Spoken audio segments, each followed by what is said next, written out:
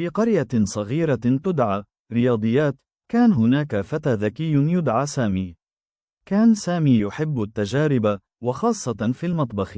في يوم صيفي حار، قرر أن يصنع عصير ليمون ليبيعه في السوق.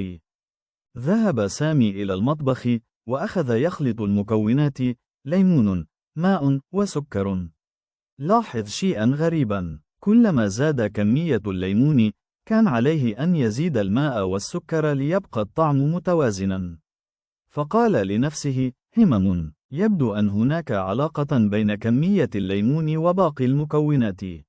ذهب إلى جده الحكيم الذي كان يحب الرياضيات، فقال له الجد مبتسما: يا سامي، هذا ما يسمى التناسب الطردي.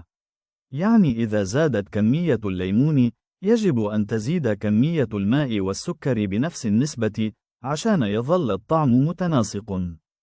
أضاءت عينا سامي وقال: يعني مثلا، إذا استخدمت 2 ليمونة مع 2 كوب ماء و4 ملاعق سكر، فإنني لو استخدمت 4 ليمونات، يجب أن أستخدم 4 أكواب ماء و8 ملاعق سكر.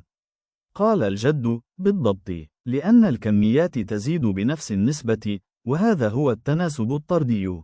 فرح سامي، وبدأ يستخدم هذا المبدأ في كل وصفاته، وأصبح أشهر بائع عصير ليمون في القرية.